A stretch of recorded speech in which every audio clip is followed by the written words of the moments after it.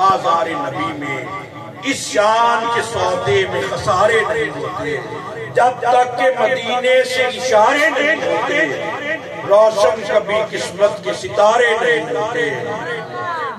نعرہ رسالت، نعرہ حیدری، نعرہ غوثیہ، پیر سید جامع الدین گیلانی، آستانہ عالیہ غوثیہ قادریہ مصطفیہ، اور قیامت تک آنے والا جس کے دل کی ہر ہر دھڑکن محتاج کرم خیر ورا ہے، اس کی یہی صدا ہوگی جب تک کہ مدینے سے اشارے نہیں ہوتے روشن کبھی قسمت کے ستارے نہیں ہوتے۔ ہم جیسے نکموں کو گلے کون لگاتا، حضور اگر آپ ہمارے نہیں ہوتے۔ یہ تو نسبت مصطفیٰ کا فیض ہے، اور اپنی اس کرم بخش کی خیرات پر اللہ کا شکر ادا کیا کریں۔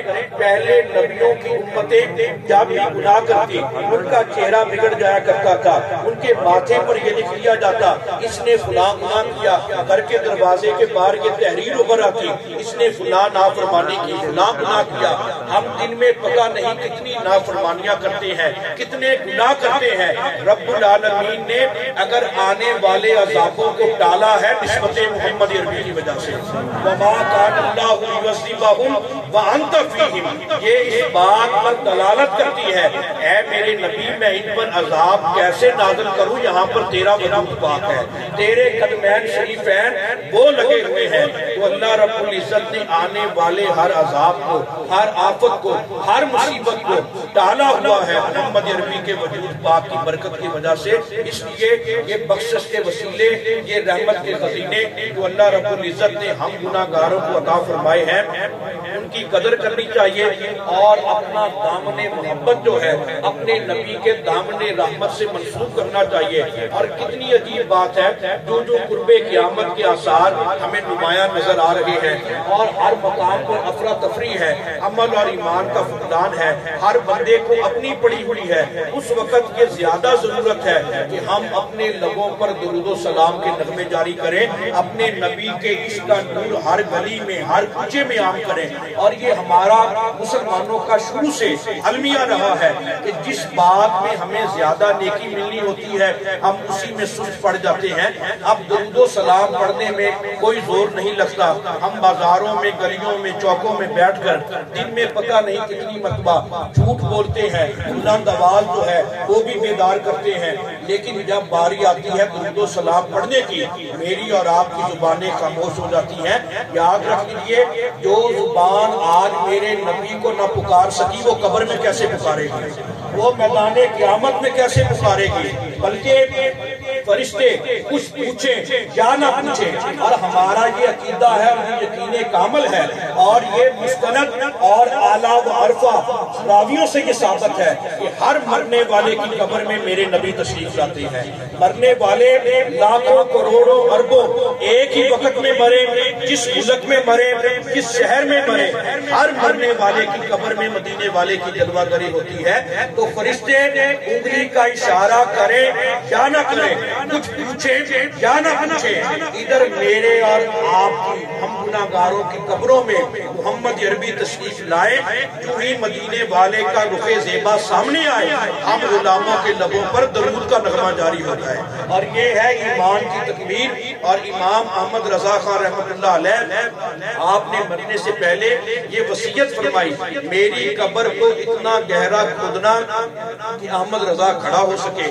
گھر والے حیران ہوئے، لوگوں نے پوچھا حضور قبر اتنی گہری ہونی چاہیے کہ بندہ آسانی کے ساتھ بیٹھ سکے، یہ کھڑے ہونے میں کیا حکمت ہے؟ آپ نے یہ فرمایا کہ احمد رضا نے ساری زندگی مصطفیٰ جان رحمت پہ لاکھوں سلام پڑھا ہے۔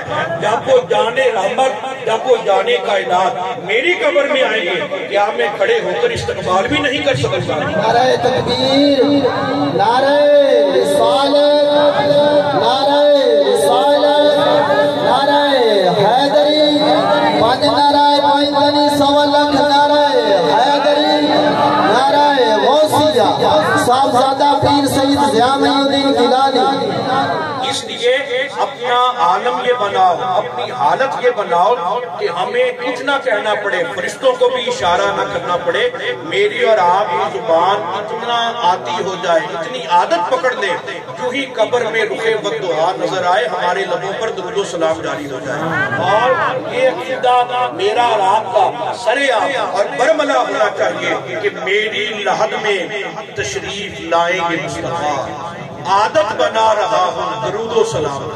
اس لیے اگر آج میری اور آپ کی یہ عادت نہیں بنے گی، آج اگر میری اور آپ کی زبان مدینے والے کو نہیں پکارے گی، کل قبر میں بھی ہم اس نعمت سے محروم رہیں گے۔ اور یہ اتنی عجیب بات ہے، مرنے والا جب بھی حالت نظام میں ہوتا ہے، جب بھی وہ قریب ہوتا ہے مرنے کے، اس وقت گھر والے اکٹھے ہو جاتے ہیں، دوست احباب رشتہ دار سارے جمع ہو جاتے ہیں۔ کوئی کہتا ہے کہ قرآن پڑھو، کوئی کہتا ہے اس کے سامنے کلمہ طیبہ پڑھو، اسے بھی ترغیب ملے یہ بھی پڑھے، کوئی کہتا ہے کہ سورۃ یاسین پڑھو۔ کتنی عجیب بات ہے، اور یہ ہماری بد نصیبی ہے۔ کیا مرنے والا وہ مسلمان نہیں ہے؟ کیا وہ کلمے کو نہیں پہچانتا؟ کیا وہ قرآن کو نہیں جانتا؟ فرق صرف یہ ہے، جب ہم زندہ ہوتے ہیں، جب ہمیں زندگی ملتی ہے، ہم اسے غنیمت نہیں سمجھتے، اللہ کی نعمت نہیں سمجھتے، نہ ہم قرآن کے قریب جاتے ہیں، نہ کلمے کے قریب جاتے ہیں، نہ درود و سلام کے قریب جاتے ہیں۔ اور یاد رکھ لیجئے، یہ میڈیکل ریسرچ بھی ہے کہ بندہ دنیا میں زبان پر جس چیز کا زیادہ ورد کرتا ہوگا، ہر وقت دل میں یاد کرتا ہوگا، زبان سے پکارتا ہوگا، جب آخری وقت آئے گا، مشکل والا وقت آئے گا، نزاع کا عالم آئے گا، ہر چیز بندہ بھول جائے گا، وہ زبان پر وظیفہ جو ہر وقت جاری رہتا تھا وہ یاد آ جائے گا۔ اس لیے اگر میرے اور آپ کے لبوں پر ہمیشہ کلمہ توحید جاری رہے، ہمیشہ درود و سلام جاری رہے، سورۃ یاسین جاری رہے، قرآن کی تلاوت جاری رہے، کوئی تلقین کرے یا نہ کرے، کوئی ترغیب دلائے نہ دلائے، جب ہمیں پتہ چلے گا کہ اجل کا پروانہ آنے والا ہے، ہم نے لبیک کہنا ہے، لبوں پر درود کا نغمہ جاری ہو جائے گا۔ اور پھر عالم یہ ہوگا جب عاشقوں کی آنکھیں ایسے ہی نہیں کھلی جاتی۔ علامہ اقبال نے یہ فرمایا، اس میں بھی حکمت ہے، وہ یوں سمجھو بعد مرنے کے بھی میری آنکھیں کھلی رہی، عادت سے جو پڑ گئی تھی تیرے آقا، ساری زندگی آپ کا انتظار کیا، اب آخری سانسیں ہیں، اب قبر میں جا رہا ہوں، منو مٹی کے ڈھیر تلے پیوندے خاک ہو جاؤں گا، آقا اب کرم فرما دیجئے۔ اور پھر اقبال یہ کہتا ہے، جب تو قبر میں جائے گا، آشقان مصطفیٰ کی روح کو ایسا مقام ملے گا، ایسا قرار ملے گا، ایسا نکار ملے گا، وہ یہ پکار کر کہیں گے، روح کیوں نہ مسترب ہو میری موت کے انتظار میں، سنا ہے کہ وہ مجھے دیکھنے آئیں گے مزار میں۔ جن کا یہ شرف ہو، جن کی یہ خصوصیت ہو، جن کا یہ اعلیٰ رتبہ ہو، پھر وہ اس نعمت سے مالا مال ہوتے ہیں۔ تو آج کے دور میں یہ ضرورت ہے کہ ہم اپنے ایمان کی حفاظت کریں، اپنے ایقان کی، اپنے عرفان کی حفاظت کریں۔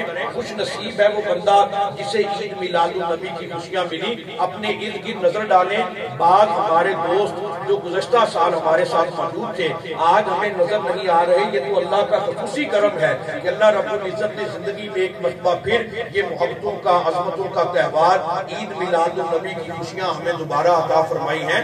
تو اس موقع کو غنیمت سمجھیں اور اپنی خوش نصیبی پر ناز کریں۔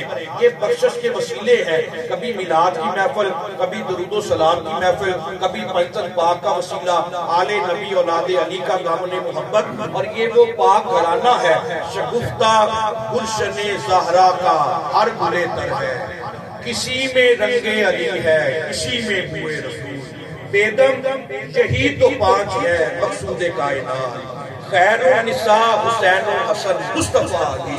اور میرے آقا کریم صلی اللہ علیہ وسلم مسجد نبوی سے عصر کی نماز پڑھنے کے بعد باہر نکلے، جب گلی میں جا رہے تھے، سامنے سے امام حسن مصطفیٰ علیہ السلام، بچپن کا عالم ہے، کھیلتے ہوئے جب سامنے آئے، میرے آقا نے امام حسن کو اپنی آغوش رحمت میں لے لیا، پھر سینے سے لگا لیا، پھر امام حسن کا ہاتھ مبارک پکڑا، اپنے سینے پر رکھا، پھر ہوا میں بلند کیا، پھر آپ نے یہ فرمایا نحنو اہل البیتی مفاتیح الرحمتی و موضع الرسالتی و معدن العلمی۔ اے لوگو ہم آل محمد کو پہچانو، پنجل پاک کو پہچانو، آل نبی اولاد علی کو پہچانو۔